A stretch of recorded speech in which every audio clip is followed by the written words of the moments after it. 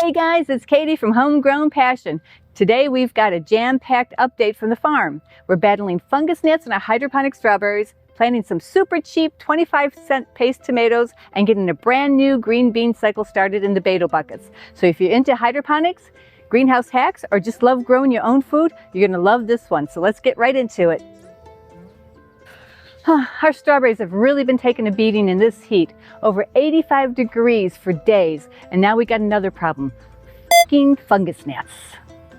They're not setting fruit right now, no flowers, no berries, and that's mostly from the heat stress. We have had the hottest summer I can remember in years. It's been above 85 degrees for weeks straight here in the high tunnel, so I'm not getting any production. We put a lot of time and effort into our strawberry rebuild. Brand new plants, brand new structure, so we got a lot of money invested in this, and I was hoping to sell a lot at the farm market, and so far I have sold zero. But now I started seeing fungus gnats, tiny, annoying little bugs. They look like fruit flies, but they're way worse. If they lay eggs in the growing medium, I could end up with larvae chewing on the strawberry roots, and that would be devastating. So yesterday I hit the system with a light spray of insecticidal soap. Today I'm spot spraying again, just the problem areas.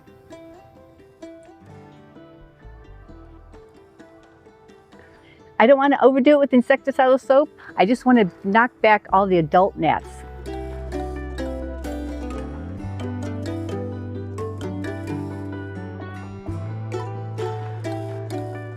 My next move, which I hope is a good idea, is a dry barrier layer. So I'm going to top dress every Bato bucket with 100% perlite. So let's see those gnats try to lay their eggs in this dry zone. So here's the trick I'm using to deal with these stubborn little fungus gnats.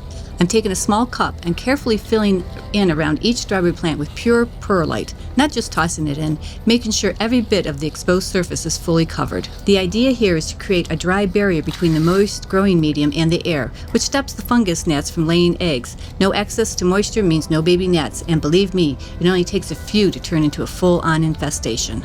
I'm being real thorough with this step. Even small gaps around the stems. It's tedious but worth it. Prevention now saves a lot of damage later. Once I finish, we'll have a much better defense line, and these strawberries can focus on what they're supposed to be doing, setting fruit. All the buckets are now topped off with a fresh layer of perlite. And honestly, I love how it looks. That clean, bright white layer really pops under the lush green strawberry plants. It's not just pretty, it's functional. This dry surface layer helps stop the gnats from getting back in and reproducing in the moist growing medium. So it's clean, it's protective, and it's one more step towards giving these strawberries their best chance to thrive. Plus, it makes the whole greenhouse look just a little bit more polished, don't you think? Strawberries in July? They should be producing pounds of berries by now. Last year I was picking between 7 and 10 pounds each harvest, and I was harvesting 3 times a week.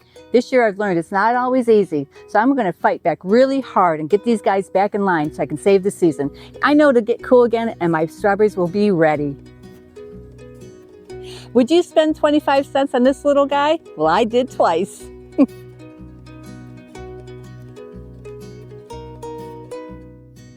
These paste tomato plants were sitting lonely on the clearance shelf at the feed store, probably thinking their season was over. But I've got a real soft spot for the underdogs, especially when they cost less than a gumball. I mean, who doesn't love to get dirty for a good cause?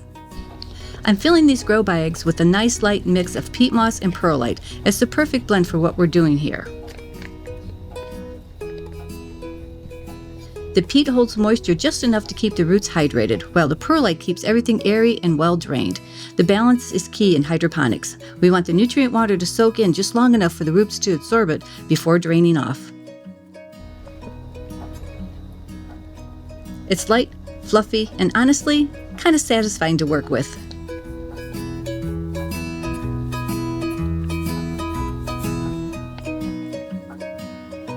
Let's get him out of his old pot here. A couple of dead leaves. Oh, look at this poor guy. He's root bound. He's probably been sitting there for months waiting for somebody to buy him. So I'll get him here in the grow bag and give him a new start to life. So I have two different size grow bags. We put the tag in here. The one I just planted is a 3-gallon and the other I have is a 5-gallon. I want to see the difference between the two. But put them in these grow bags. It's going to give them a lot of room so their roots can stretch out and they can really soak up the nutrients, and hopefully, I think they will, explode with a lot of fruit. Oh, this guy's really root bound too, compared to the other one. Here we go. Aww. Okay, get him in here. Put his tag on because they are two different type of plum tomatoes. So I know which one is which. Roma plum and San Marzano. So I'm going to pack the soil real tight around the plants in the bags to get any air gaps out. So I'm putting them right at the end of the melon trellis. This way, if they take off, they'll climb up and over just like the melons, and maybe they'll steal the show. I want to make sure the plant is exactly where I need it, so when I hook it into the nutrient system, the emitter will be in the right place to make sure the plant gets all the stuff he needs there. That looks good. So let me go get the lines and click them on in. I'm hooking them into the same nutrient line as the melon, full drip access, no special treatment, just equal opportunity plant love.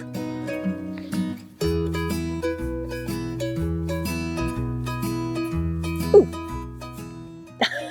That happened again. I keep forgetting about the pressure. Oh, that's a bummer. There we go. Got it clicked in. Get the emitter just right. There we go. Let me go do the other side.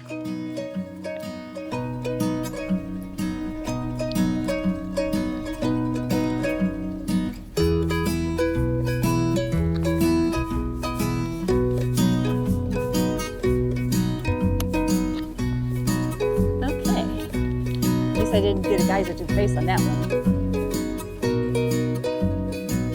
They might cost me $0.25, but I'm expecting a full harvest, so don't sleep on clearance plants. Sometimes late bloomers are the most rewarding. I'll keep you guys updated on the progress and wish them luck. Hey everyone, it's Katie with Homegrown Passion. We just finished harvesting the last of our green beans, and today we're resetting this entire row for the next growth cycle. I'll show you how we clean and refill the Bato buckets, get the new green beans in, and even give you a peek at what's going in next to our peppers, so let's dive in.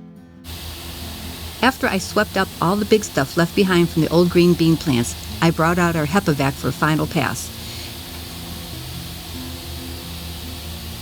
It works really well, not just picking up the dust and debris, but also sucking up any mold, spores, and lingering particles that I definitely don't want hanging around in the greenhouse. A clean space means healthier plants, and honestly, it just feels good starting fresh.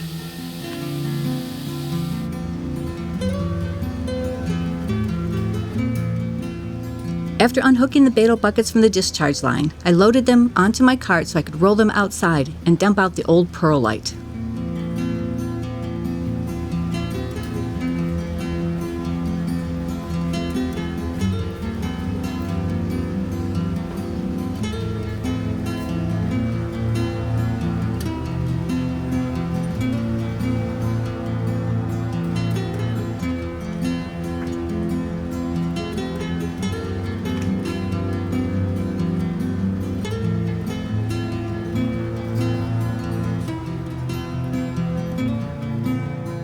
I probably should have used the wagon.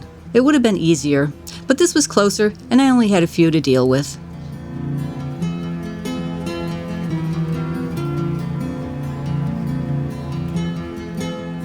Sometimes simple works just fine when you're trying to keep things moving. Dumping out these old Bato buckets always takes a little effort. The roots really like to hang on, even after the plants are gone. One thing I always have to watch out for is the elbow connectors at the bottom of each bucket. They can pop loose and disappear into the perlite. And the last thing I want to do is accidentally toss them into the compost pile. After all that, I like to give the floor a quick mop, with just a little clean water and some Mr. Clean. It takes the stains right off and leaves the whole greenhouse smelling a little lemony. Not a bad way to finish up a reset. Now that everything's out of the way and cleaned up, I can reinstall the discharge lines. I've got rubber boots on all the joints, so it's quick and easy to get everything reconnected. Just a couple of turns with the screwdriver and it's all sealed up and ready to go. It's a simple setup, but when it works, it makes everything run smooth.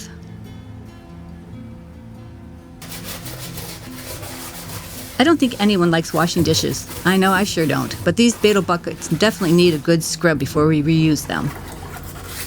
Luckily, I have this big 3-basin wash sink that gives me plenty of space to do a proper mass cleaning. A little soak, a little scrubbing, and a spray wand makes the final rinse fast and easy. Not glamorous, but necessary.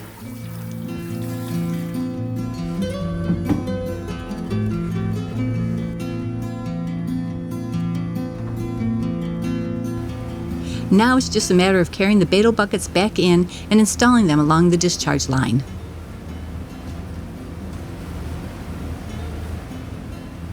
I stagger the buckets back and forth so each plant has plenty of room to grow. It helps with airflow and makes harvesting way easier down the line.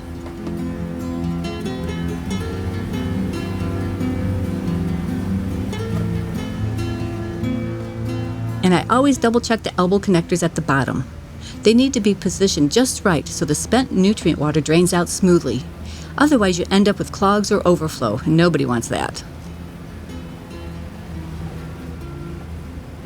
Now that the buckets are all installed, I can go ahead and fill them with 100% perlite. This time I watered down the perlite right inside the bag before opening it. It really cuts down on the dust, so I didn't need to wear my respirator today. But I still flipped on all the exhaust fans just to be safe. Even with damp perlite, there's always a little dust floating around, and I'd rather keep the air as clean as possible while I work. I'm planting our new cycle of green beans today. These little guys will take off fast, especially with the summer heat and a steady nutrient flow. I usually grow green beans in the wintertime, so with the lower light levels, they grow a lot slower, but these guys are only 14 days old and it's a total jungle, so I'm gonna have to rip some of them apart to get them planted. It may stun them a little bit, but they do all their offshoots, so I think I'll still have a good harvest. I should drop a Bato bobbin to these guys right away to get them trained, but I think I'm gonna let them veg out for a day or two and get their roots acclimated to the Bato buckets and then start training them. So each plant gets a dedicated nutrient stake to make sure they get consistent water and the feed at the roots. So I'm gonna put it right next to this cluster of plants. I'll keep them nice and moist.